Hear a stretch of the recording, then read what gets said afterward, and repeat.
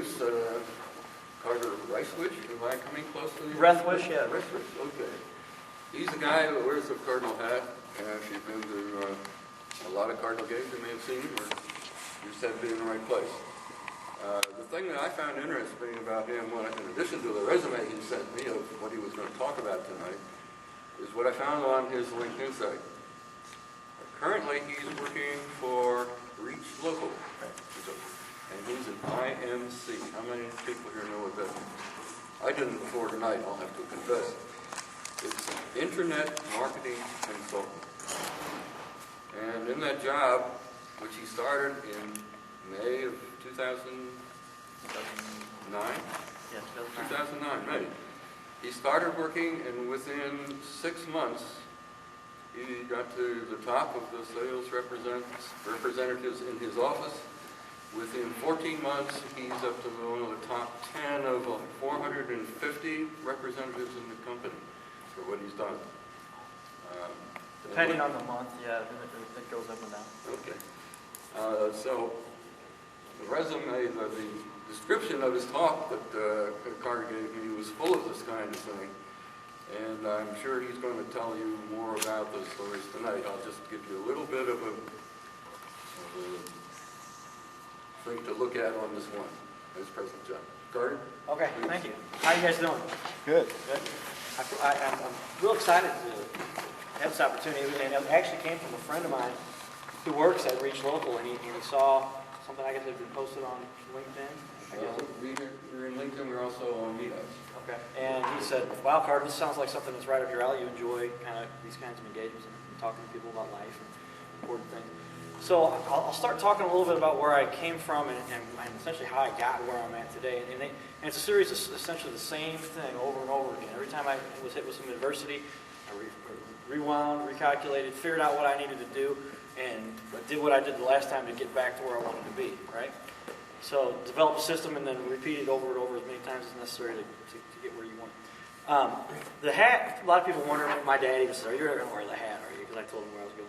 And he thinks this is kind of, I don't know, too much fun for him, I guess. But the hat has kind of become a representation of me because I'm kind of a person that enjoys being out in front of people. I enjoy the finer, more fun things in life. And I think that's the way life is meant to be lived because there's too much going on every day. We've got enough problems and negative things around us.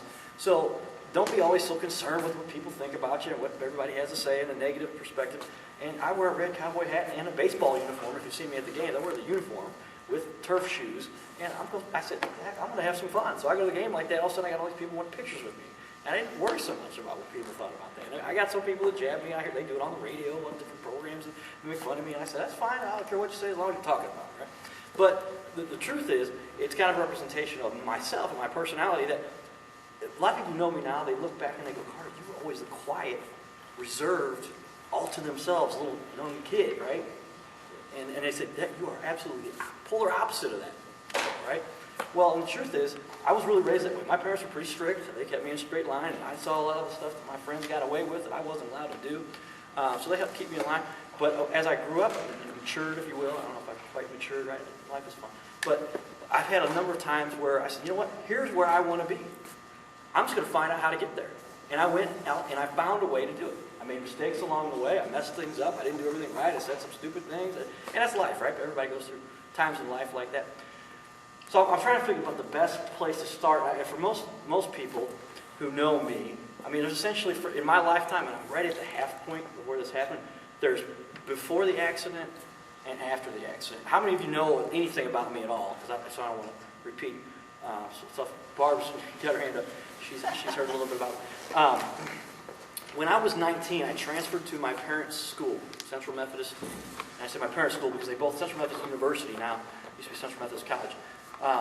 Dad's still a college admissions counselor. My mom went there and then became a drama teacher at Afton High School, where she taught John Goodman drama and made sure he had a part that helped him excel. Right, so she's responsible for him making it. He had talent, that's why she gave him the opportunity. Because the director of music said he wasn't good enough to sing and shouldn't get the part, but he got it. So anyway, but those are the little opportunities people need, right? So they both went to Central. I transferred to Central. Go to where my dad was. He's still the college admissions counselor. Go to where my parents met. And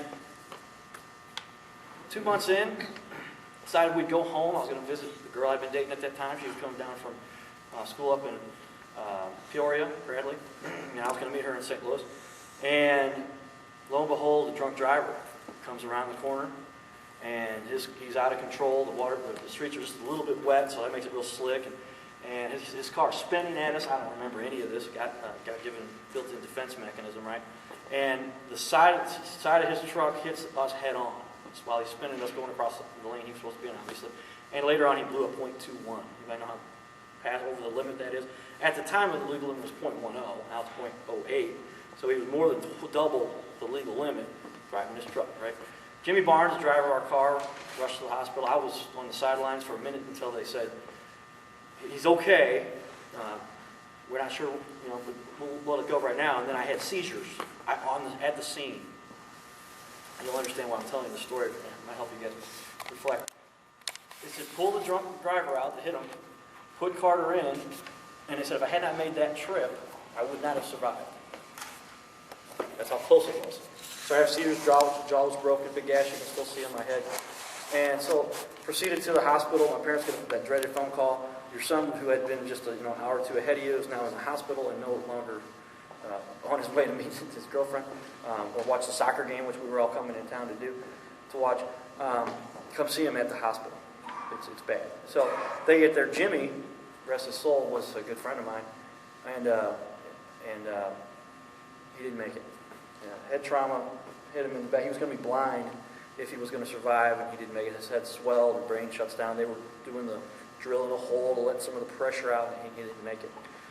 Jimmy Weatherly, right front passenger. Jimmy was the driver. Jimmy Weatherly to Jimmy Weatherly's face was just scarred, and you could pick it up, and you could see it was bad. But he was coherent and talking.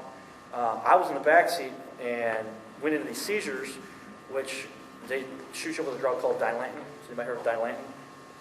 Dilantin will stop the seizures. It's still true every once in a while. And just randomly, I'll sometimes go like this. And it's a kind of a repercussion, I think, of the accident. It's weird when it happens. I wonder if I'm sitting in front of a client and what's wrong with this guy.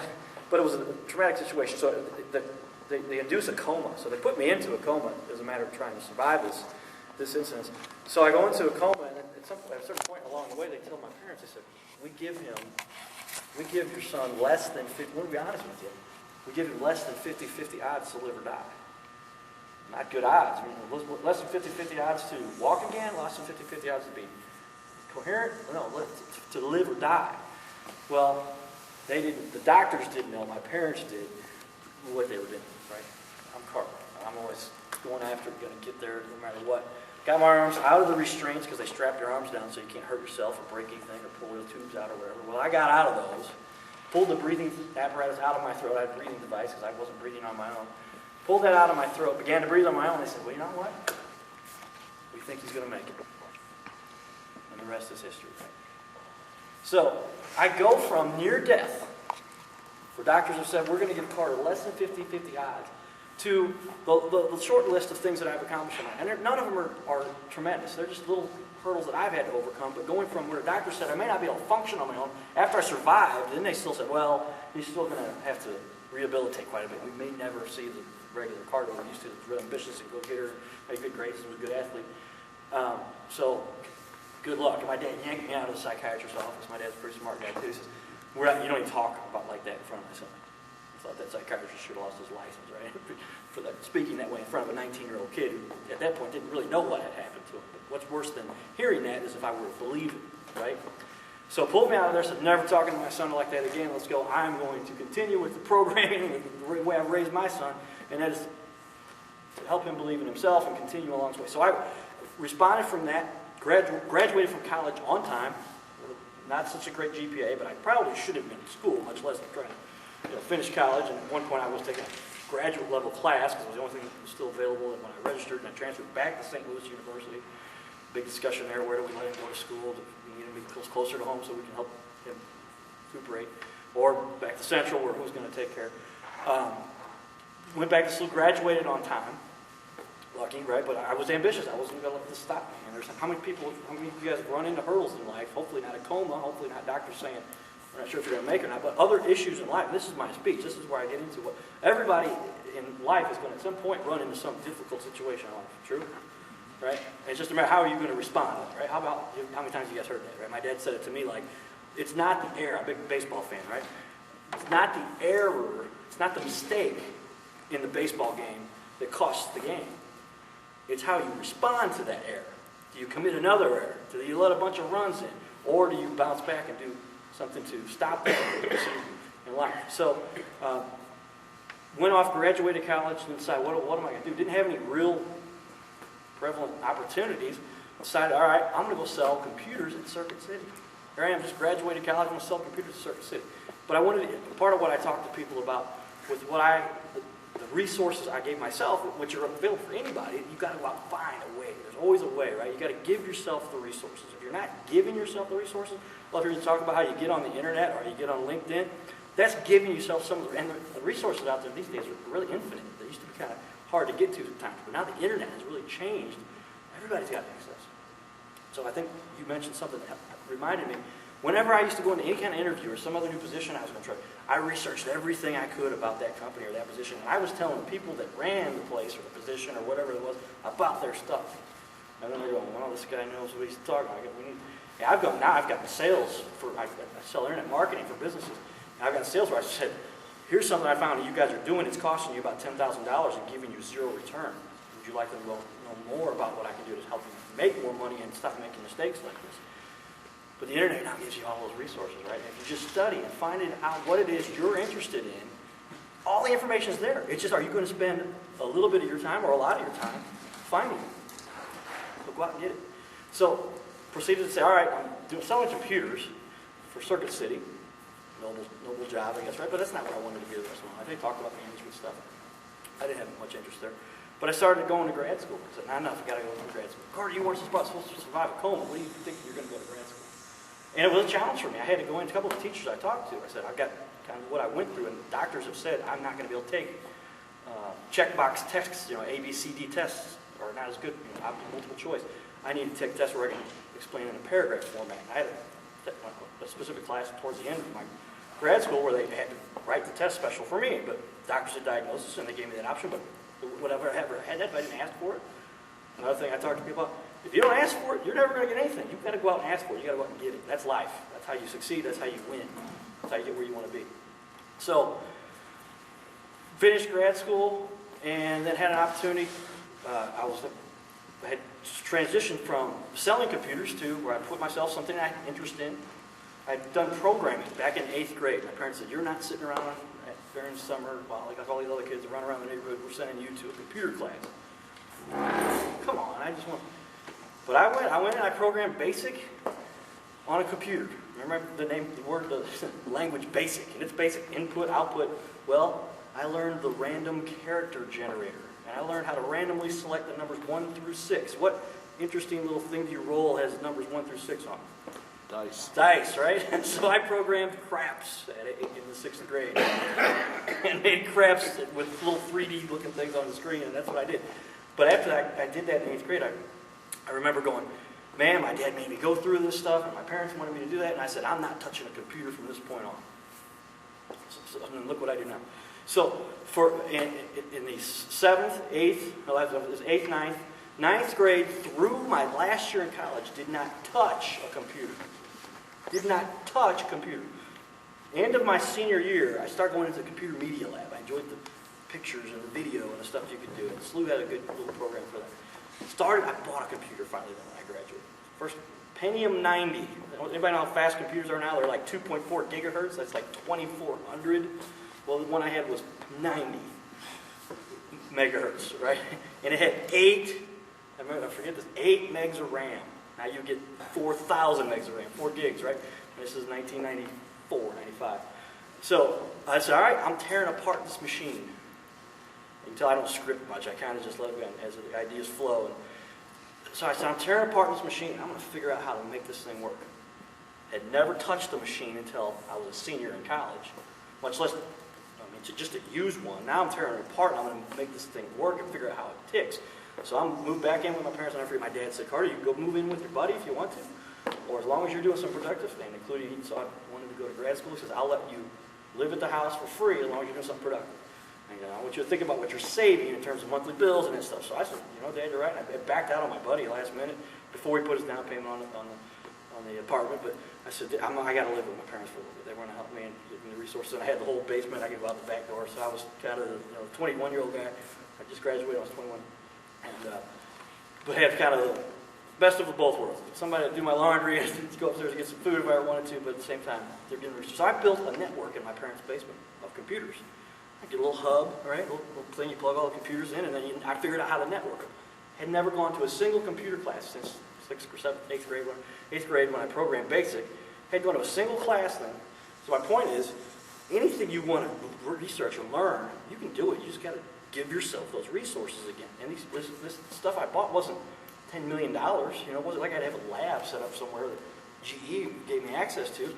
This is out of my parents' basement. My dad jokes about how the phone system at the house stopped working. I had to, at some point, program how I had a phone in every room in my parents' house when I lived there.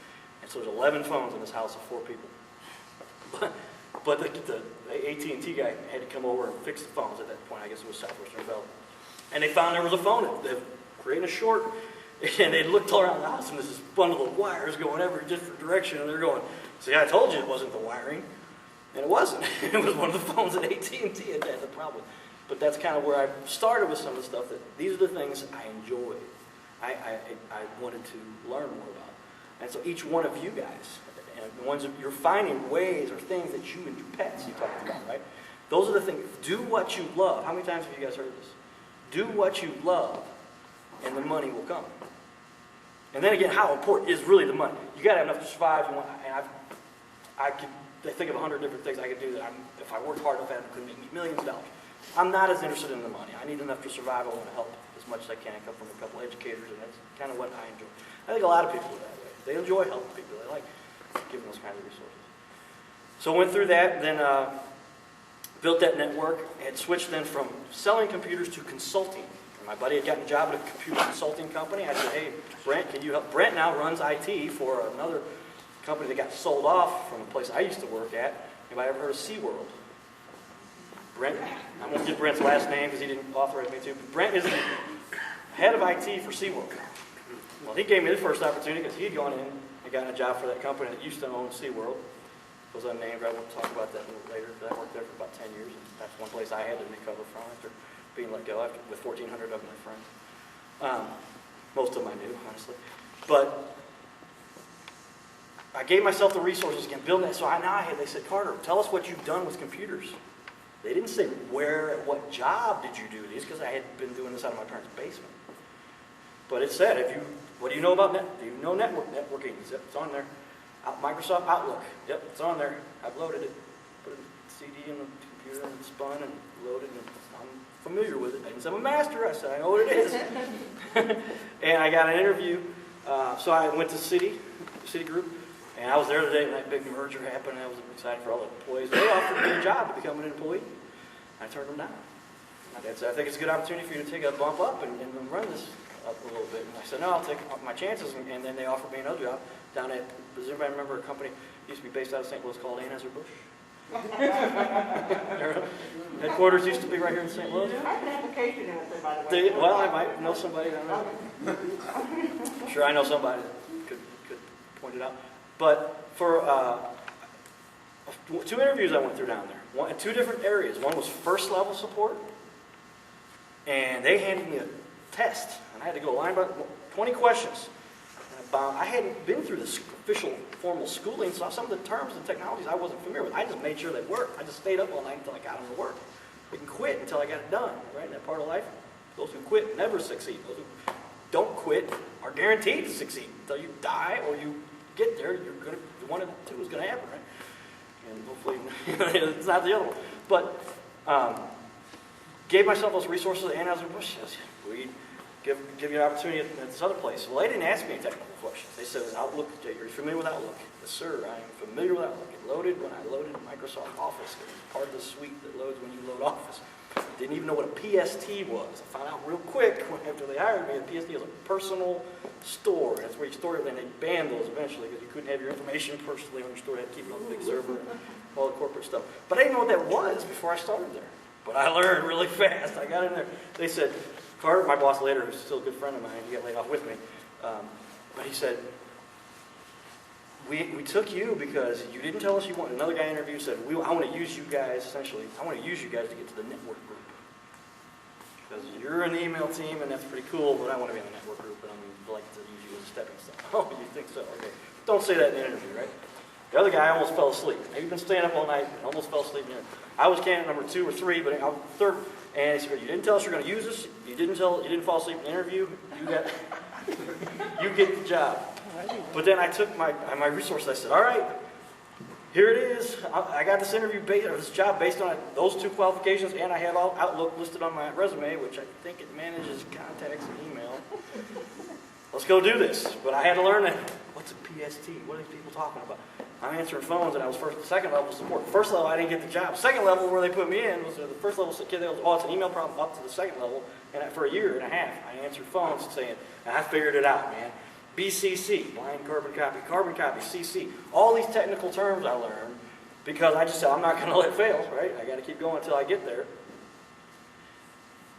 I'm going to keep going until I get there. Within a year and a half, I inquired. I said, hey, I would like to be part of the operations team. And these are the guys behind the scenes managing the servers. Big high-powered computers that can store all the data and make sure everything happens.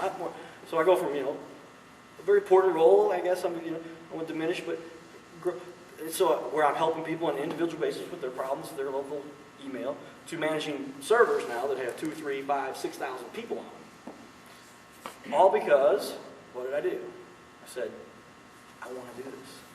Give me a chance. If I hadn't asked for it, you think they were going to come to me and say that?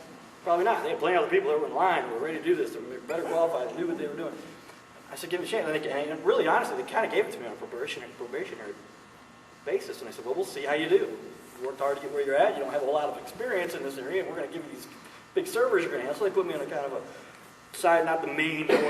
Within a year after that, I was in managing the corporate email clustered servers. Okay? These servers are 2 boxes, and if one messes up, it goes over to the other. They're redundant and this high-tech stuff. And to this day, I think I probably, because this technology is not used, you might remember Windows NT, T40, right? At that point, the clustering was possible, but nobody did it yet. Well, Anheuser-Busch did. And at one point, we ended up with a big catastrophe that the lead gal, I was her support person, she said, all right, we're here. And I was dumb enough or naive enough or ambitious enough to say, sure, I'll learn how to do restores. Nobody else wants to learn how to do restores. I'll do it. Well, that made me more of an asset, too. Again, put myself in there, give myself the opportunity, the skills, the tools. I'd never learned, but you put the tape in here, it's whole 75 gigs of data, and you run the tape, and it pulls all the data back, and you got to turn the stores on, and match everything up, and name everything the right way. And then, bam, oh, there's all the old data. There it is back. I did that. Well, this problem happened. We moved in these new drives, and the stuff didn't work, and instead the pointers were still pointing to the old drive, which wasn't there, and now everybody's mailbox is empty. For 6,000 users. Who's the restore guy? She says, good luck, Carter, I'm out of here. And she goes home. Yeah, she kept her job for a while after that, but not long, much longer. She switched to a different company, different discussion. But another gal who was my mentor came in. She said, I'm Carter, I'm here, let's make this happen. I've never done a restore for clustered NT server. I don't think anyone ever has. It's been tested in some labs before, but nobody really uses it this way yet. Now we got a real production problem. Let's get Microsoft on the phone and see what we do. We got a hotline to Microsoft. I'm talking to some high-level engineer, and bam, we got this thing. And all of a sudden, she and I are holding each other, jumping up and down. Yay, we got it to work, right? But I wouldn't have had any of those resources. Look where that originally came from, when I was building computers in my parents' basement. Because I said, I want to learn this. I'm going to give myself all of those resources that I find necessary. It didn't cost $10 million. It cost buying a computer and a router and another little computer. By now I can get computers for $200, $150. You know, they used to be $2,000, $3,000 computers. Right? Not too long ago. 95, so a little bit getting old. But that's the progression. And I applied that same principle everywhere I've been, for everything I've been in. So then Anheuser-Busch says, and I knew the InBev thing was coming 2 years before anybody Now, there's a few people inside the company that knew that, but I had a friend who had high-level access to one of the vice presidents, and she told me. I said, yeah, no, that sounds like, I did some research, and I can tell you exactly how it happened. It was from Warren Buffett had some insight, also bought a bunch of stock. He knew this was coming. And George Lamond, who's the original founder, he's a banker in South America, started buying breweries after he built up all of his fortune with banks, and InBev, and then he bought Interbrew and merged those two, called InBev. And then InBev came in, and Lamond and Buffett are on the same board for Gillette razors. There's all these big high-hop guys, they get on these boards, board of directors for all these different companies. And insider trading, I can't say, but somehow one of them knew about the other thing, and Buffett and all of a sudden said, oh, really? Okay, I think I'm going to buy a bunch of Anheuser-Busch stock. And we're going, well, we're proud to have Warren Buffett buy a bunch of our stock. And then I was like, wow, it's coming. And he knows this is going to happen. What typically happens to stock after it gets bought out, shoots up, right, as they're trying to decide what price to buy it at, right? And they said, no, not 65, 70, and we'll do it. And my stock, my little portfolio in a year, 2008, when everybody's stock was going like this, mine went from $50 up to 70, we'll get a 25% increase when most of the market was negative 10, 15, at least breaking even at best. But again, having myself in those situations, giving myself those opportunities, not because of pure luck, a little bit maybe, but luck was created because of the situations I had put myself in. By good fortune of thinking ahead, working hard, and keeping my ears up, and working hard was the key to it. So Anheuser-Busch comes in and cuts 1,400 people. And then I talk about how life is really a lot about not necessarily what happens to you, like we already talked about, it's how you respond to it, your attitude towards what's going to happen, right? People were dreading this day. They knew it was coming. And they said, all right, this coming Monday. And we didn't know this at the time, but I figured it out, and some people talked about it. If you came in at 7 o'clock, you were part of the select crew. At 7 o'clock in the morning, they met with you and then sent you home. Anytime after that, you were one by one, they had you come in and told you, give us all your stuff, here's your walking papers. And my perspective on that could have very easily been, oh, this is terrible. What am I going to do? But I had gone from coma to never given a chance, according to some doctors, to another opportunity. What am I going to get to do next? I waited. Some of my buddies jumped ship before the severance package got handed out.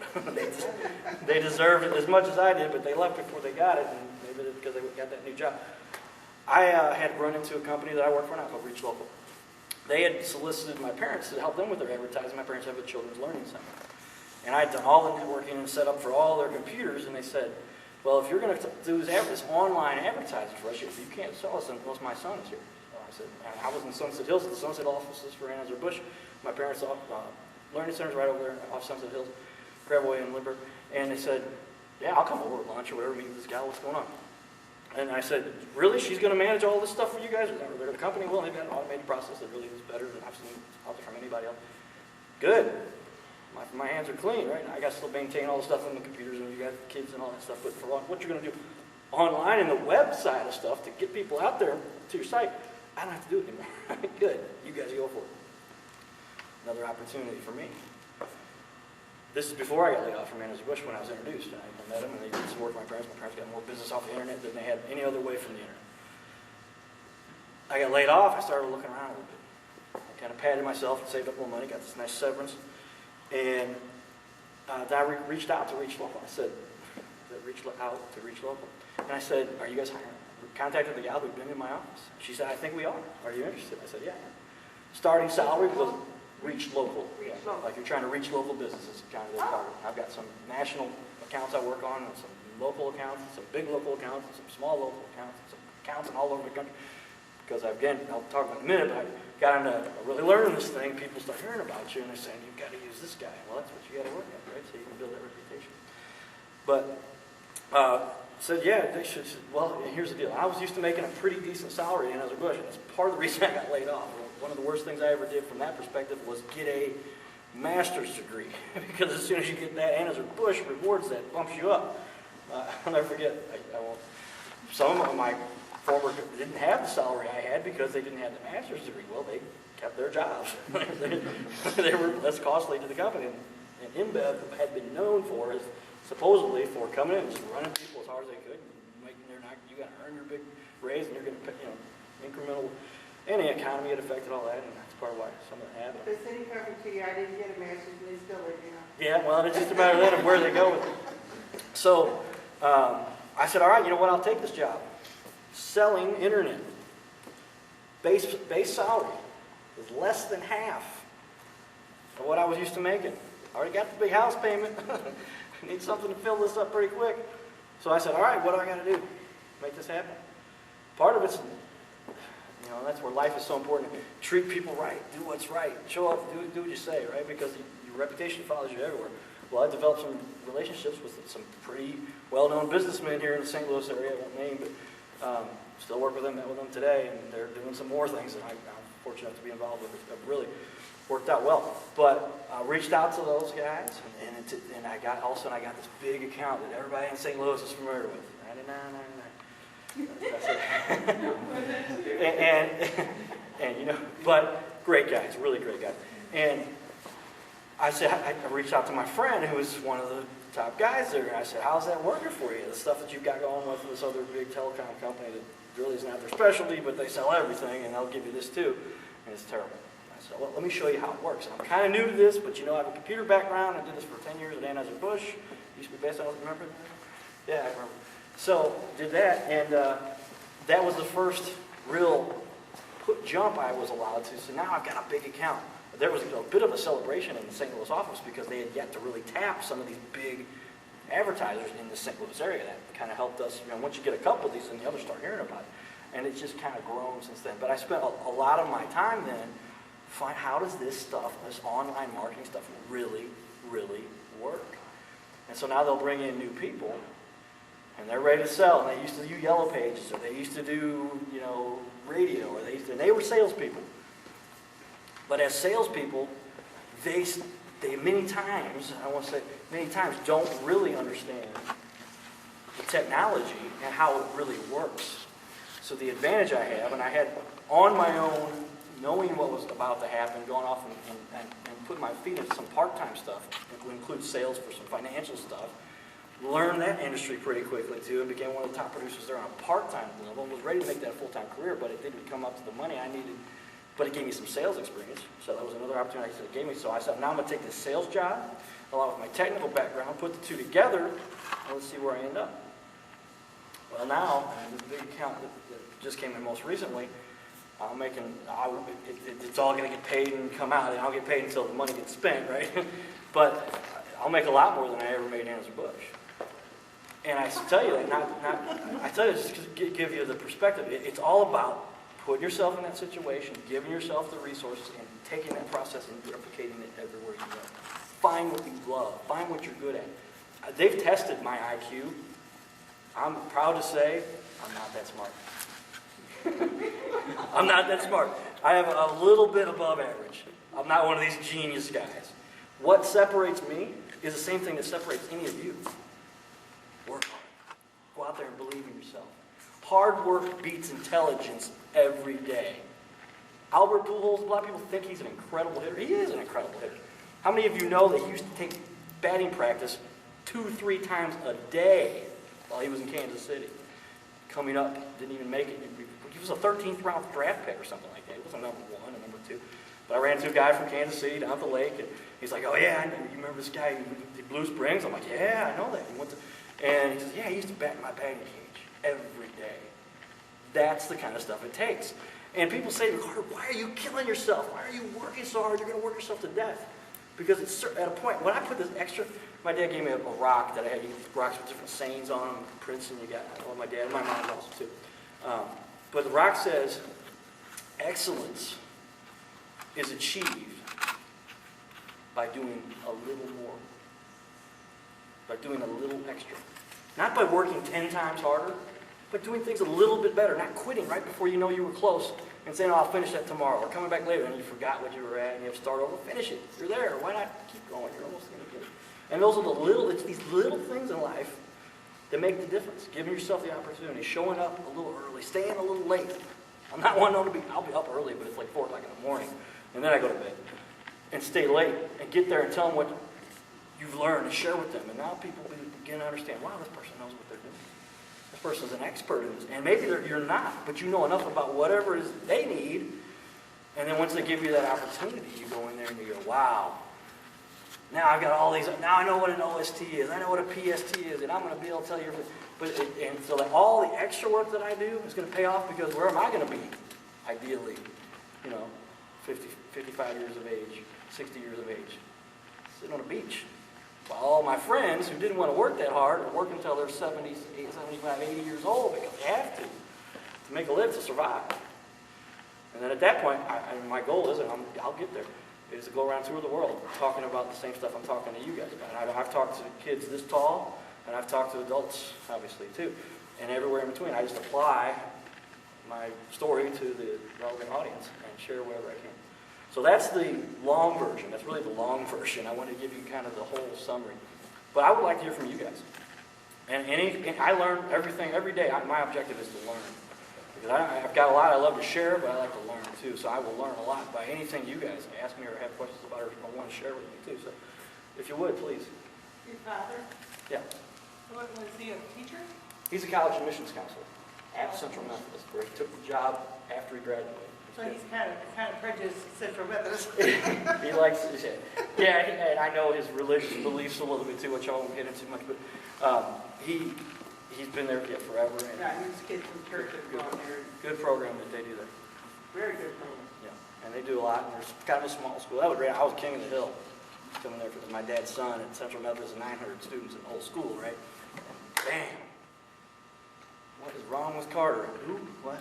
Hey, friends of mine. I'll just go down the list of stuff that I read in your file. You have any brothers and sisters? Got a little sister. Yeah, she's What does she do? 4 years younger than me. She's a teacher in the same district as my mom, Afton High School. She teaches at Manier, I think. She's gone between kindergarten and second graders for the last, she's got a master's degree. She's got more education than I got. Now, you ever get married? She's got a master's degree plus 15, or I think they have a plus 15 program. You get that, you get an extra. I see this. This is another token, I guess you will. People ask, why are you wearing a stupid ring? What is this? I know what this is for. What is it? If you try not to be a kicker for the rain. Right, you're right. Actually, it's true. Another adventure I've gone on. But I was going to kick in college. I was going to play baseball, soccer, and then kick on the football team. And kicking on the football team doesn't take a lot of. By now, I know it's not that hard to do as a kicker. Just walk on every once in a while, then you have to practice as hard as everybody else. Some people don't like that, but that's the job, right? You better not miss when you're out there. That's the way it is. But after this whole accident happened, and I didn't get to play college football, which by now I've had tryouts with the NFL teams and in front of scouts all over the place. I said, you know what, I'm going to go out and try this football thing. My career is over, football in college. I can't do this now. I'm 25, 26, 27. By the time I really got out there, I was 28. Still had some academic eligibility, but I wasn't going to go back after having a college degree and master's degree and get another undergrad just so I could try out the football team. But I found out there's minor league football all over the Midwest. How many of you guys have ever seen a minor league football game? There we go, a couple of you. All right. I didn't know there was minor league football. I didn't know it existed. And it's minor league. It's really amateur. Name some of the teams. St. Louis Bulldogs. Bulldogs, yeah. And they used to be the Gamblers, which used to be the only professional team in St. Louis when the Cardinals left. Cycling. Northeast Missouri Cyclones. That's my ring. I work with a tight end right tackle for the Cyclones. Okay, cool. What do you do? I'm an inside application engineer for Laird Technologies. Okay. So is he. He works there too? Okay. Yes, this is my ring. This is the Cyclones ring. 2000, was it 2006? I believe, yeah, 2006. We were the Midwest or Eastern USA champions for the MFL. But I'll talk about that a little bit too because it's another. I wear the ring because I was in a coma, right? Told I was never going to survive, and I said, "Here we go again. I'm gonna prove the doctor's wrong." And when I gave myself the resources. I went out and I found a football league that I didn't even know existed. But a buddy and I started asking around. Buddy said, "Oh yeah, Mike kicks in that league. Why don't you go see if he's got an opening?" Well, he was the kicker on one team. He said, "But I'll get you on this other team." I won this other team. First year, I kicked one field goal. In the playoffs, it was my first field goal. I made it. And then the second year, I kicked a 51-yard field goal. And on the sidelines, the referee was a good friend. I didn't know who he was, but I found out later. Good friend of Dick Army, Charlie Army. One was the senator, one was the GM of the Rams. And he said, I think it was Charlie Army, or Dick Army. It was Dick Army. He said, I know Dick Army, and were you the guy that kicked that 51-yard field goal? Now here I am, a 28-year-old guy. What am I? 51 yards. Yeah, I was a 51 at that point.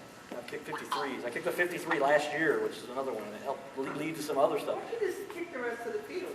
Right. Well, and Roland Williams is a friend of mine. I don't know if you know Roland Williams, but I'll jump to this part of it. Roland Williams is a former NFL Super Bowl champ for the St. Louis Rams. Buddy, he was on a team with Kurt Warner and all those guys. He got the big ring. I've held the trophy. I thought the trophy he had was like something he had to give back. Each one of the players gets their own mini Super Bowl trophy. It's got his name on it. I've held it in my hand, looked at it. It says Roland Williams on this thing. It's real stainless steel, chrome, and it looks great. But anyway, Roland, I was, again, doing something else tonight. I cut out a radio show. I said, look, guys, I got something that's more important tonight. I love you guys. I've set everything up, left all my computer equipment there, had my dad drive up to pick it up because I wasn't going to leave and sit there till 9 o'clock. So my dad's awesome. She said, I'll be there. He said, all you got to do is pack it up. Just press save when you're done. I'm going to talk to something to me that's important. And at the same radio show, I was doing this for a couple places. Went up as a guest. My football team was a guest on KFNS Sports Zone STL show, and they asked me what I was doing when I had this computer and a little camera and a microphone and stuff pointed at the stuff, and they're going, because they're broadcasting on the radio, and they got to give the best description they can, but it's still all audio on the radio. He said, right? I said, I'm broadcasting this through the Bulldogs website. And they're like, really? And I'm like, yeah, I can do it for you guys. You know? So I started showing up for that. Again, I'm donating my time for these things, but the people I've gotten to meet. So I did this for one, and then the other guys started, the same guys from that show started another show, and I show up at the show, and there's Roland Williams as their guest. Roland Williams is talking, and I take the opportunity. I said, Roland, how you doing? I didn't go right to. I kicked a 53-yard field goal, but it was pretty close. And I said, how you doing? Yeah, I've been through a lot. I've been very fortunate. And, actually, this last year, I kicked another, it's my fifth, 50-plus yard field goal. And this is Roland Williams, who's played in the NFL, Super Bowl ring. And he goes, what? What? 50 what? He says, you got tape of that?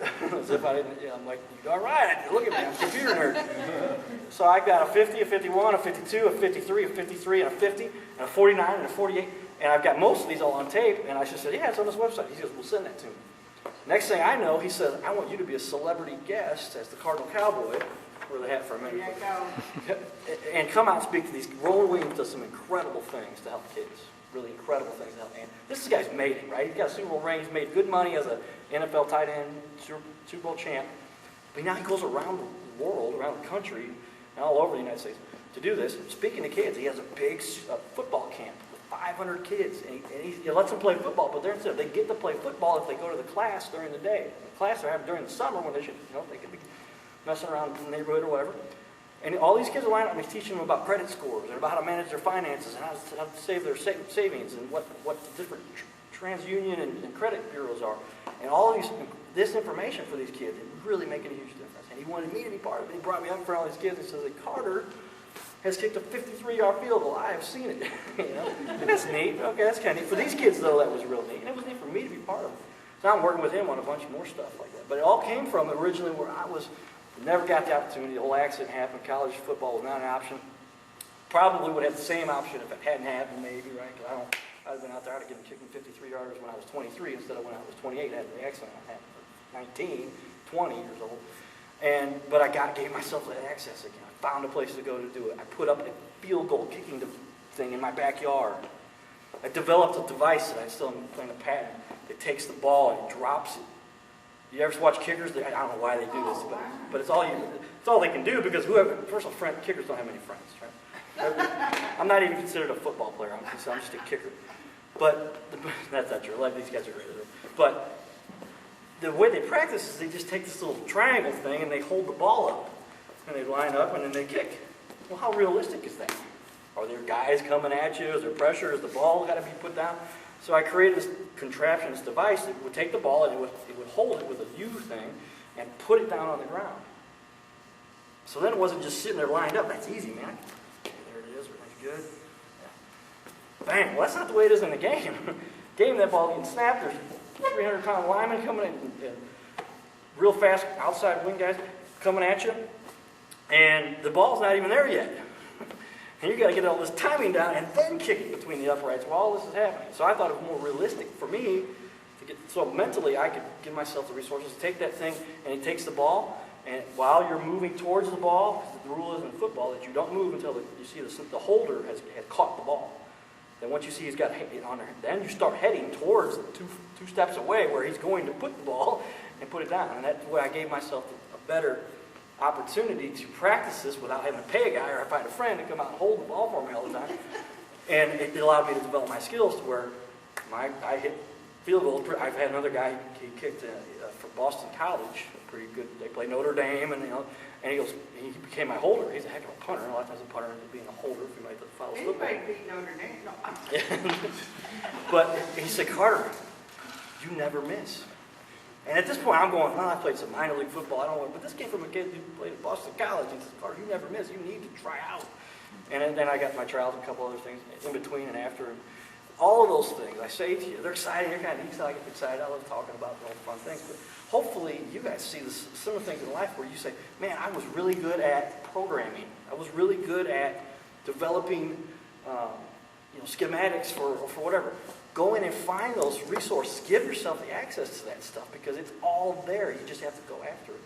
And go after it until you get it. And you'll get it because it's impossible not to unless you give up. It's all there. It's the down economy and everything's hard, difficult. Fine. If you want to focus on that, fine. But if you want to go out and get it, you can. Frank, Yeah. you've listed the few steps in the message to me that you thought would be good for people. Sure. Let me take a picture. Steps I took. Yeah, I talked about a lot of these. I researched each industry that I wanted to become a expert in, whether that was financial products, I did that for a while, whether that was technology, for free. I put in bold, for free. How did I do this for free? How did I get this information? Internet, right? It's all there. It's just a matter if you're going to dig in hard enough to find it. I gave myself the resources to speak intelligently about the business. I didn't stop until I knew. Oh, it sounds like I memorized that shit. Didn't stop until I knew as much as I could in the time I was allowed. Then I told people what I could do. I asked them, I said, you got an opening, I can do that, right? Then I went and I showed people I could do it. 'Cause I really... The opening line. Okay. You talking about up here? No, right there. Oh, I got you. Yeah, opening line for each one of these. Steps you can take, and it's all about... And the first thing is usually why we touched on this a little bit. It's critical that you get into the correct, what?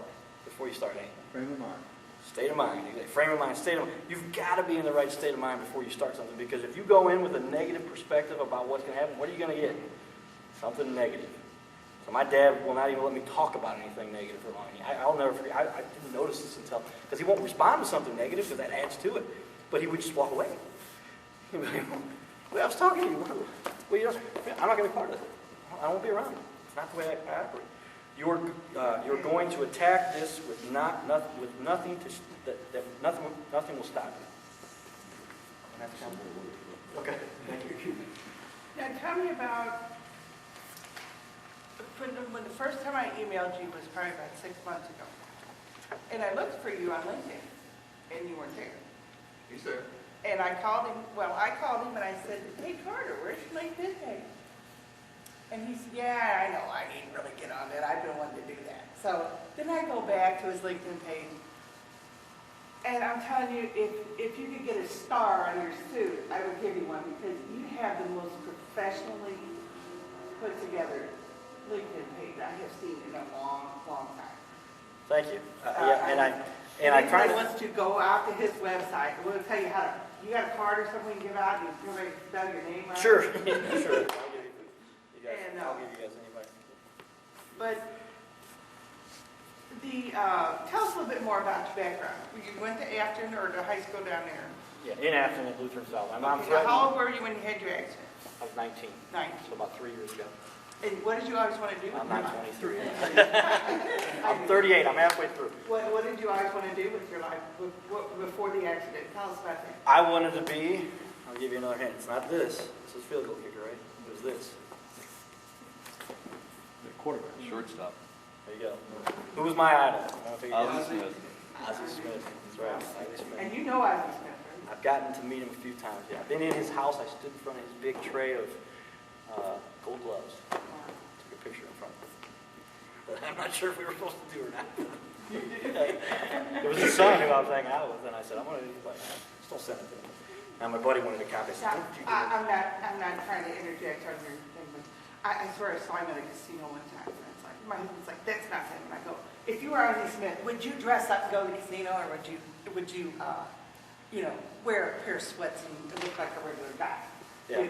But I know my sister-in-law seen him come in Target, and he has a ring that says Ozzie, that she's checking through her line. Okay, yeah. You know. Ozzy's a great guy. Every time I know he and LaRousse, I had whatever. And life is that way, so I don't get along with everybody all the time, right? And I don't necessarily agree with all of what happened. I think Ozzy's an awesome person. And I mean, another incredible example is somebody who was sold out to say, dude, you're too small, you're never going to make it, just give it up. And he ended up playing up at Clarinda in Iowa. I know it's because I still play semi-pro baseball. I played against the Rascals this last year. I got the 38, and I'm batting against this dude who's throwing 93 miles an hour. I'm like, I can still do this. Bring it We on. go to the Rascals all the time. We go all the time. And I fouled off a couple 93-mile-an-hour fastballs and got another walk. I was always known for getting walks because my zone is like this, and then as you get going, my zone is like this. Pretty soon, my zone is between here and here, and I'm going first base. Here's a story about the guy who hit 1,000. He walked every single time, and they got one hit, so he batted 1,000. Not quite the same story. I really thought I was going to be a pro baseball player as a kid.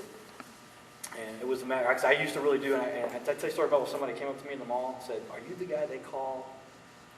Did I tell you that one? I think you did. Yeah, okay. I was Tell us about a decent high school, but pretty good. I was pretty good compared to, everybody in high school can play ball, unless you're some really big school and they were kind of selective. So they got 45 guys trying out instead of 12. If you got 12 guys trying out, they're all making the team, right? Because you need 9 on the field. So, but Lutheran was a pretty good program, and played up a little bit. But I used to dive all over the place, kind of like. But I remember I was like, man, I'm gonna be like Ali, I'm gonna do this. And I'd dive, and I'd come up, bounce up, and I'd throw the ball to first base. And my dad showed up to every game. He'd record every game for me. He's like, man, we should have sent that highlight tape. This accident and everything hadn't happened. But girl walked up to me in the mall, and she knew me from school, and I recognized her, and she goes, are you the guy they call Ozzie Smith? I said, yes, I am. I said, really? They say that? But, that's another example. I mean, and life is that way. I think all of you have examples of similar things in life. And it's really a matter of, whatever it is that happened to you, how did you respond to it? Did you go, oh, life is so horrible, I'm never going to make it? Or did you go, watch, I'm going to prove them wrong. I can do this. Get out of my way. And I really believe, in my heart believe, and I say this very carefully, unless you have a mental disability, and there's people on this planet who do, they have mental, and that's part of life. But unless you have something like that, and even those people should contribute, right? Unless you have something like that, there's no reason you can't reach every goal you want to. And even those kids can reach things that beat many of us, right? Because, I've met a lot of them. Some of the most wonderful people you'll meet. And it's just a different story. But, I mean, unless that's something you have to deal with, there's no reason you can't reach anything you want to. It's only a matter of if you're going to give yourself the resources and you're going to go for it until you get there. And that's life. I went for a job interview recently, and the woman said to me, well, what are you even doing here after all you've accomplished? And I said to her, I thought your company would be a nice company to work for. I admire you because you're someone that pulled yourself up and made something of yourself and created your company. And she just wasn't impressed. She thought I'd been to Bowie. That was all I was going to do, Yeah. But I'm here to tell you there's life after Bowie. Yeah. Life after Andy Bush. There's life out there, and I could get into a whole philosophical There you go. perspective on life too. But unless you're dead, go out there and do everything you can. What else? Yes. Seems to me that you have a true grit that you've learned to attack any problem. But you also have a style of connecting with people that allows people to approach you and you approach them in a very unpretentious or whatever way. Can you tell that to my girlfriend? Ozzie Smith. Ozzie Smith. I mean, there's lots of people that come in and say, well, I went over to Ozzie Smith, and I couldn't say that, but you can say that. But you don't say it in a way that makes me go, yeah, big deal. You know, I don't really resent you having done that. And it's your manner of way of how you connect with people. So what I'm going to ask you is, do you have any suggestions on how we can maybe, with our own culture and our own personalities, connect with people in a way that's non-offensive? You have learned to get along with people that are high-profile people, obviously. Well, I believe that none of them are any better than me or you also, too. It's also to deal with that. It's the truth. Some of them have been fortunate. They got some situations where they went out there and they did it, and they signed the big NFL contract or played professional baseball, but when it comes down to it, they're just like me and you. They just had a special talent here that they went for, and they didn't stop until they got there. I got a kind of a roadblock that came up for me, but God had some other plan for me, and that was to do something different. And so here I'm part of this. What I'm doing here tonight is that path that I hope to do for the rest of my life. To answer your question, I'd say it's kind of the perspective you have on life and how you approach life in general, because I don't think before I speak saying, I want this to sound unpretentious, I want this to sound... I've just, my style that I've developed, I'm saying my style that I've just developed is based on my attitude towards life, which is, I want to share everything I can to help everybody that I can. And people love to imagine you're really trying to help them. And I really do. When they see you're sincere, then they believe that. And then it takes away what you're talking about. Because I've been down the road and I've come up with and there's all kinds of, you learn and do all kinds of different things in life. And sometimes it works well, sometimes you go, man, I shouldn't have done that. But it's that energy and positiveness that generally is hard to stand. There's people still who I know, and every day I deal with different types who say, whatever. And I kind of feel sorry for those people who are going negative and what about him? Who does he think he is? Or whatever. And it's not all the time. It just depends where I'm at. If I'm in a situation in front of a bunch of people, whatever. But those are usually people that have problems themselves that they have to overcome. And I can't let myself get drawn down by that. I got to keep going with what I believe, and now I'm going to get there. And has every day of my life been rosy? I can tell you September 19th, 1991 was a pretty bad day.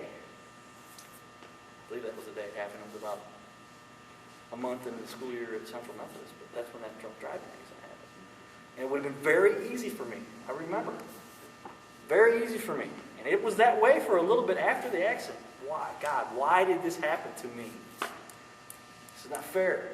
I didn't deserve this. I felt sorry for myself for a little while. And then I got tired of it. I go, man, this sucks. I am tired of being upset and being down and being aggravated and being negative. I'm going to go out. I don't care what people said about I'll never be able to, or I can't, or things are impossible. I changed my perspective. Inside my own head, I had to do that. I had a little bit of help from people around me who helped develop that in me. As you saw, it's a difficult thing to develop, but it's up to you. It's up to the individual. Have to decide, I am going for this and nothing's going to stop me. And I'm tired of being this way. And when you go for it, the negative stuff doesn't even have room. There's no time for it. You're too busy with all the positive things you got going on. And when you see something negative, there's times I've had negative things happen once a week, twice a week, 3 times a week. Still, everybody does it. I just go. And sometimes you get a little aggravated and you step back and go, nope. On my way, keep them going. Get out. I'm going to get there anyway. I'm not going to let that derail me. Does that answer your question? A little bit, and I think that's probably very helpful for a lot of people. You've been going, though, in so many different directions. How do you decide which direction you're going to focus on? You talking about career-wise? Or you talking... and that's part of what, I guess, my style, my approach has been, I don't want to be limited. So I give myself an opportunity. I do play-by-play for one of the high schools here in town. But I had the opportunity presented to me, and I said, Carter, you've watched those. As a kicker, you're on the sidelines quite a bit, right? So I stand there a lot, and I learn to watch what's happening and what does the referee call. And I can call the plays, and I can tell the penalties before the referee comes out and tells you what they are, because I'm not out there doing it. I'm watching it like a kicker does, right? This worthless kicker we got out here. Doesn't do anything. Kicks field goals. We love him. He's good. Kicker doesn't make those. Not as much, right? But, I think it's that whole overbearing perspective on life that gets you there. So when you're around people that have bitterness because of what happened to them in life, has done something to them, say something very tragic, they're at a self-pity party. And do you take it upon yourself to try and raise them up when you're trying to share with others? And if so, how do you do that? I know I noticed that one of the things that you've developed is you don't let other people's mood become your mood. You're going there. You're going to get something. You're going to achieve it. And this is the focus I've got. And it's sort of like lead, follow, or get out of the way. And I understand. And not everybody has that personality or that lifestyle or that type, right? But, yeah, I mean, throughout life, you're going to go through any number of experiences. Just back to it's going to help lead you. Are you going to respond to it and let it control you, or are you going to control it? Are you going to go after what you want? Are you going to be responding always to what other people? So when other people come at with any kind of negativity, most natural for most people is stay away from this person, or I don't want to be a part of that, or what a jerk, or whatever. And because I've gotten older and been through enough of this stuff in my house, especially something so traumatic, I've learned to, man, how could I help this person? I understand their bitterness. I've been there, very bitter for a short period of time in my life. I would imagine that wasn't too long, it was a few months at least. And I say, I want to give them another perspective. And then it's about how do you approach that person? You got to be very careful, because if you say the wrong thing, they'll bite your head off. And even then, you realize it's their reaction to their situation, nothing to do with me personally. You can't take it personally. And you just say, hey man, let me give you a little, let's take it up. Look at it from out here. What I know you're probably dealing with. And think of it this way. And you propose it to them as a way to say, this is what it really is. And look at it as though it's not you specifically. Because when it's you, you can't detach yourself from it. You're too involved to be able to step away from it. But if you can help them picture what it is out here, and they look at it and go, oh, yeah, I don't have to be that way. I didn't realize that. Somebody else have a question? Do you think the accident, I know it changed your life, do you think you would end up being as successful in the attitude you have if you had never had the accident? I think I probably, I was going to get there one way or the other. It's just what path did God have for me? It sounds like with his father that he had, he was going to get somewhere. Well, and I've talked to my dad about that too. Go ahead. I didn't see. Oh, sorry. Jeff. I would say because you had your father, he didn't allow negativity or anything like that. Even you was probably feeling sorry for yourself. He didn't. Yeah, and he knew there's a certain period of mourning that you have to go through recovery from all that stuff. And my mom too. I don't want to leave my mom. I feel like my dad's a philosophical one. My mom was the one that kind of kept me in line. So when I was a kid, I didn't like my mom as much. But now I respect my mom even more. Many times I go, wow, my mom. We always say that. She kept me in line. It depends. One parent's got to be one parent's got to be the other. Right? It's important to have two parents. Not always the case these days, but you get it from somewhere. It's not the schools or whatever. But yeah, you go regardless and don't quit. I look at where this is the way it's supposed to be. I don't imagine this is what I wanted. I didn't say, man, I want to be in a coma and get by a drunk driver. This would be awesome. No, I was going, bam, this happened. What am I going to do now? Well, God pointed me. I was going to be a pro baseball player. That was it, right? People ask me. I remember somebody said to me, they said, Carter, I remember years ago you told me, I asked you what you wanted to be. You said, doctor, dentist, lawyer. I said, I'm going to be a pro baseball player. You know, what are the odds? One of my good friends who grew up in my neighborhood made it. Cliff Polite. I don't know if you guys know Cliff Polite, but he pitched for the Chicago White Sox in the World Series. Got a big old ring and all that stuff. Burley. And Burley's another one from St. Charles. And, you know, I just had a different path. I got an opportunity to interview Cliff. I said, Cliff, come out as a fundraiser, come out and sit down. And it was interesting. We got talking. I said, when did you think? He goes, what about when you were growing up? And he goes, well, Carter, everybody in the neighborhood thought you were going to be the one. And that was a little bit of, I was supposed to be this pro baseball player and it didn't happen. Yeah, but you gotta But I've have got to something- look at those guys and say, you know, maybe it's not all that too. You know, I mean, maybe the Lord made that way so he would, you know. Exactly, Barb. And that's why I say, well, now I've got something that's more important to do. Yeah. It's more valuable. Not from a monetary perspective, or maybe if I write books and make millions of dollars, I plan to, I'm not going to give it to my kids, screw them up. The career that I was in, I thought I was all that and then some. Yeah. You know, and then I come out of it and I'm thinking, I was really all that and then some. You know, Well, I just had opportunities a lot of people don't have. I was very fortunate to be there. Yeah. You know. True. And I see the people, I've been around some of these people who have lots and lots of money. When Yeah. I worked at some big corporations that used to be based out of St. Louis. People I knew some of the people at the top of the very top, and were invited to some of these events and flown around the country. And it got to where you wonder if some of these people didn't know who their real friends were. They didn't know who they could trust. They didn't know what the real important things were in life because they were so blinded by all this money and fame that they had. And life is not always... You hear about celebrities who are depressed, want to commit suicide, and it's like, well, I don't want that. So a lot of times I think, and my mom, she knows I'm pretty charismatic, I guess some people say, right? Okay, fine. But that made my mom a little more nervous than anything. She's like, oh, he's going to go out to L.A. and try to be a professional actor. You know?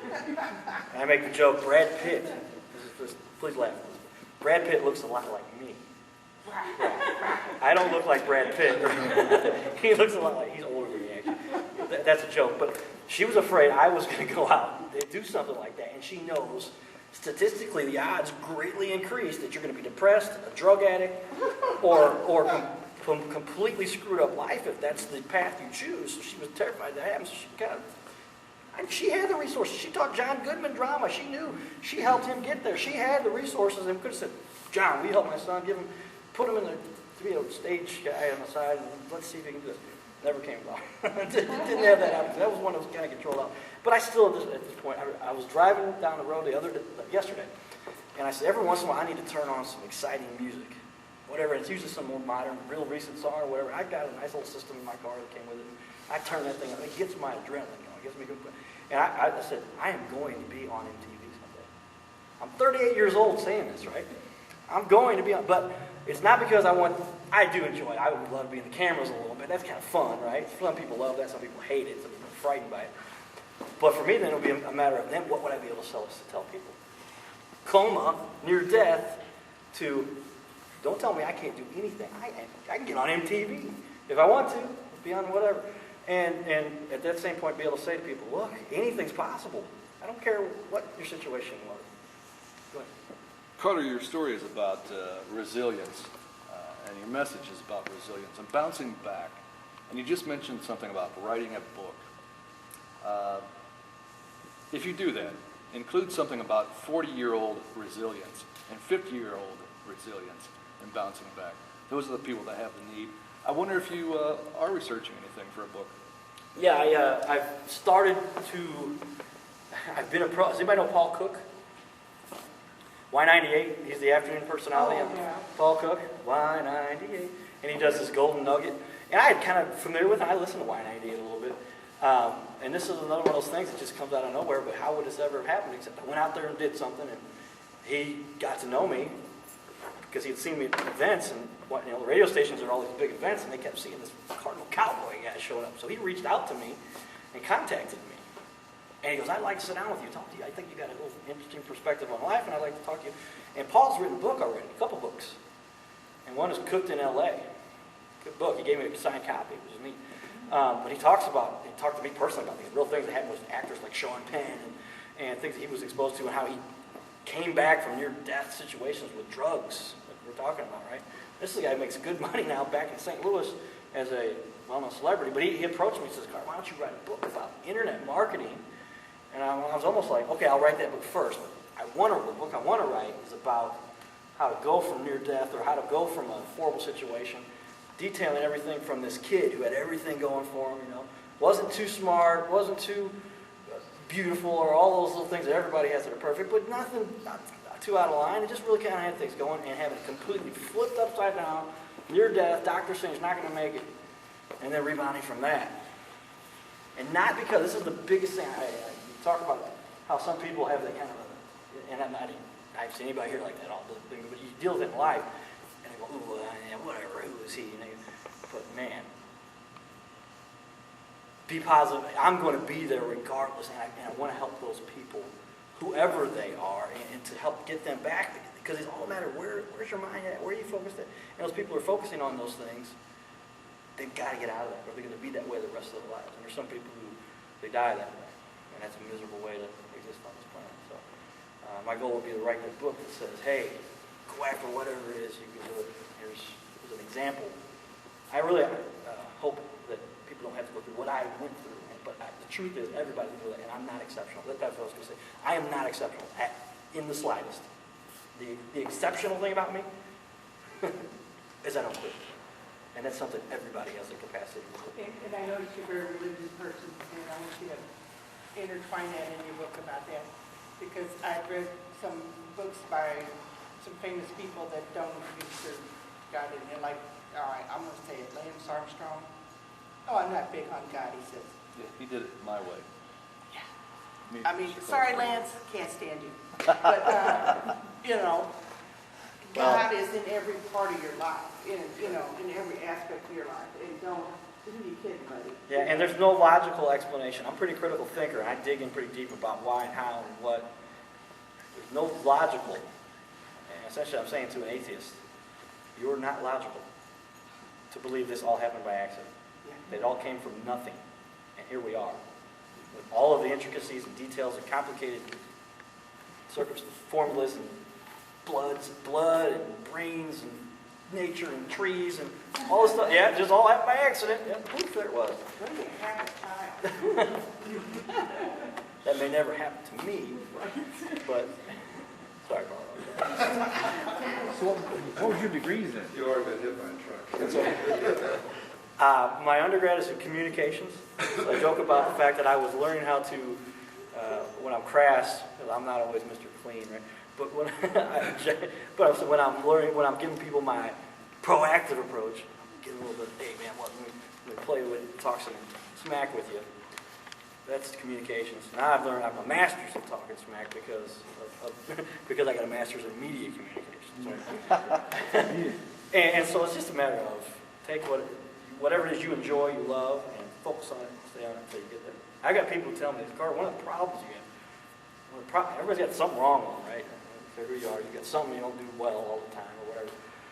I get so focused on things that I don't see what's going on around me.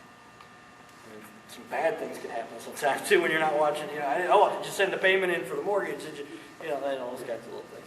But I think this culture, this world we live in now, it's pretty tough. It's pretty rough.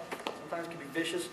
But in general, there's still the overbearing perspective of somebody's going to take care of you. Somewhere along, as long as you don't just lay down and expect everybody to just hand it to you for the rest of your life, there's little support groups, things we have all along the way that'll help boost you up, to keep you on path, and will make sure you don't fail, unless you just quit.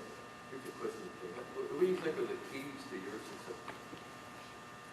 The biggest key for me is, I think I'd say, and I keep saying, is don't quit. That's it. Find what it is you love. Find something you enjoy. Something that makes it gives you the adrenaline rush and the will to wake up every day. And then go after what you want and just don't quit. Because you're going to fail along the way. Fail. You're going to not get where you wanted to. It's not a failure. It's an opportunity for you to say, wow, that didn't work, but look what I learned about what doesn't work so that I can make sure that all of these other things now, because if that failure hadn't happened, you wouldn't have been exposed to the things that didn't happen, so you can respond to those so that you know how to handle them in the future. Things that you wouldn't know how to handle had you not failed. How did you learn How did I learn this? Parents, school, living life. And I think if there's anything that's unique or different or odd about me, it's that I've always been kind of a intense, going at it, going kind of guy. My mom didn't tell me this, and I was like, man, you waited till I was 35 before you told me this? But the accident happened when I was 19, right? And I was 35 before she told me. She said, Carter, the doctors told us after. Maybe they didn't tell me. Or something. You don't tell somebody that right after an accident. My parents are smart. I trust them. So whatever you were before an accident like this, it's a head trauma, frontal lobe, executive skills. I learned some goofy technical things about the brain just because I had a neuropsychologist. I had a neuropsychologist, Dr. Goulden. Wonderful lady. Executive skills were scrambled. All the rest of my brain functioned normally, except nobody was telling who what to do what, right? So if you don't have somebody in command up there, you're going, hey, and I had to recuperate from that for at least 5 years before I had gotten back to pretty close to what I was before. I'll never be the same, right? But because it changes your life. But, yeah, I mean, to answer your question. You seem fine to us. Yeah, well, yeah. But so whatever I was before, you're a lot more of that after. So if you were kind of a slow, laid back, then you're more slow and laid back after something like that. But I think that's something that anybody can change about themselves if they want to. Because I was the quiet, reserved kid as a kid. And Oh, me too, I'm shy. and one day I just woke up and I said, I don't want to be that way anymore. I'm going off, I'm doing this. It looks like that's what I need to do to get there. I'm going to try it. I messed up and didn't do it right and kept going until I got there. You said you made some mistakes along the way. How did you Remember learn- your question. Yes, some of it. How did you learn from the mistakes? And what were they? How did you learn from them? Oh man, there was hundreds of mistakes, right? I'm human. So, wow, I mean, well, I probably the one thing that I kind of look back on as some of the more troubling part of my life, I guess you'd say, or the troubling part, was after the accident. And when one thing, I ran into one of the guys who I remember, what happens, part of what happens to a frontal lobe head injury is the filter that we all have built into how you react and what you respond and what you say was essentially turned off. So if you can imagine not having a filter, sometimes my filter's not all on this time either, right? But I just tell it like it is as best I can. But you know, I remember saying some things, I'm going, oh my God, I couldn't believe I just said that. That's got to be rude or wrong or mean or whatever. And everybody just says something stupid at some point. But I mean, that was probably the biggest thing. So then I had, you know, that's the one thing I look back and go, man, I wish that had never happened. Or one of the little things like that. But anytime I ran into someone, to better answer what I think what you're asking, anytime I had something that failed, I stepped back for a minute, looked at what happened, and I evaluated what went on. I go, if I had just told them this before that, and informed this person, and then gone around and done it this way instead of that way, it said, you got to take a moment to step back and see what happened, and recalculate. You know, after there's ever any kind of national disaster or any kind of accident, they always seal the scene off and study everything that happened so they don't let it happen or find out what happened, the cause, and then proceed to let it happen again. I've made the same mistake more than once, many times. As I'm sure everybody's done something stupid or wrong. I joke, I have a comedy routine I talk about where we're here for God's entertainment. But I figured out why we're here. We're here for his entertainment because the dinosaurs were born. Right? So I said, I'm creating humans, man. And man and women, and they don't exactly get along, but they can't survive without each other. This is going to be fun. Go get it. I got my live soapbox every day. And there's never any, it's not utopia, it's not perfect. It's that way, maybe that way on purpose because then it's more entertaining, right? It's more fun for God to, what else is he doing? Watching stars explode? I mean, let's put some humans down here. And they're smart. They're not quite as smart as me, but they're pretty smart. And let's see where that goes. So it's a humorous perspective on it. Yes. If you have a full-time position and you kick for a semi-pro football team and you play semi-pro baseball, A little bit, yeah. where do you have free time at? I've learned, that's why I don't have my laptop sitting next to me. Some people think it's like strapped to my hip, right? But it's being used. I have a backup laptop that's out in my car. But the short answer would be give yourself access to everything you need that's vital right in front of you.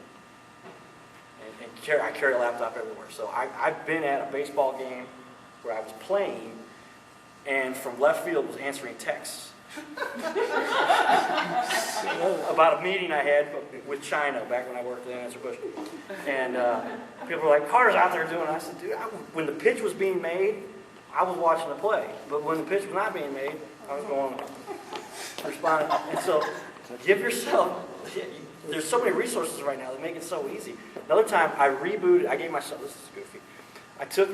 There's PC Anywhere, and you guys can go to meeting, this type of technology, let you connect to, is it Mark? Kirk. Mm-hmm. Kirk, tech guy, knows a little bit about this stuff. But you can connect a computer from anywhere. Well, I had set up, I don't work there anymore, so I can tell them I breached a security out.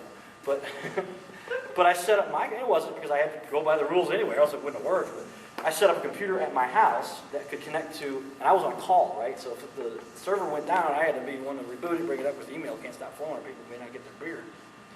Bad thing. So this computer was connected in my house, which I had a static IP address, which means this is always the same IP address that came to my house. So I had a direct connection. It was always connected as long as all the power was on. And I had a little phone that had a technology built into it. They had a program called Terminal Server from a Windows little phones, using like mini Windows on your phone, right? Still, they got phones that do this. Now you got Android, iPhone, and all. And they all have similar technology. But I connected while I was out at second base, I remember. And this happened, and I got alerted. So thank God, I've got 15 minutes to respond. Well, an inning in baseball doesn't take 15 minutes normally, right?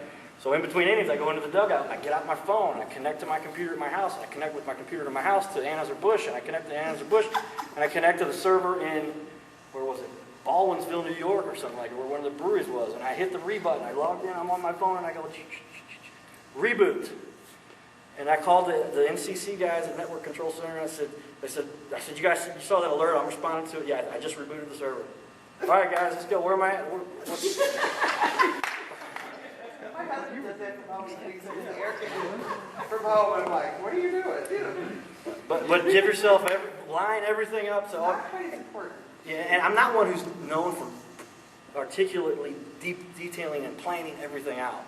I just make sure that wherever I'm at, I've got access to the tools that I need so that I can answer the question or fix the problem. And that's why I have this laptop with 3 ways to connect to the internet at any time, with 2 for sure, the third one just in case, right? But So when you go on vacation, you don't have it with you. He said when he retired. when I retire that, and when I've got enough money at that point, I'll say, Steve, will you fix that, or Bob, whoever, I mean, you got to get this fixed. And still, I might not let them because I'll be too, I got to, is it done right? I want to make it. Maybe pushing it. 2 favorite books, 2 favorite heroes. 2 favorite books? I don't like to read a whole lot, to be honest with you, but I've got a few books that I guess the overall themes are the ones that I always remember. But How to Win Friends and Influence People is one that comes to mind. And, I never even got through the whole book, but the concept, you read the basics, and that's, I would get too interested in the way it was introducing the book, and I'd go, I got to go try this, and I'd go out and do it. And then I'd come back, I don't know, I'm all right, no, on to the next attention deficit. I don't think they diagnosed that when I was a kid, but I would probably definitely been diagnosed with attention deficit disorder or whatever they call it, ADD. And I think that's kind of an excuse for some kids, Look, man, I had ADD too. That's a human thing. We can't pay attention to any one thing for too long. We're just not designed that way. So You got it. call it a problem. You're going to have medication for the rest of your life if that makes you feel better. I'm driven. But yeah, go out and get it done. So, How to Win Friends and Influence, 7 Habits of Highly Effective People. Like that Coma. And so those are 2. I mean, there's a lot of other good books out there that are about leadership and how to put yourself in where you want to be in life. And then 2 superheroes. 2 heroes. I didn't say super. Oh, heroes? You already talked about Ozzie Smith, though. Yeah. I can kind of take him and this other Sure. guy, Williams. Yeah. Roland Williams. Roland's, he's incredible. He really is an incredible guy. But I have a feeling there's some others. Sure. Well, if I guess who probably my biggest hero is. My dad. Oh, yeah. It makes me swell up. He came up to my radio show tonight to sit there and man the equipment while I said, now all you got to do is press the stop button. And then he said, I'm not doing anything. I'll fold the equipment up. I said, all right, that's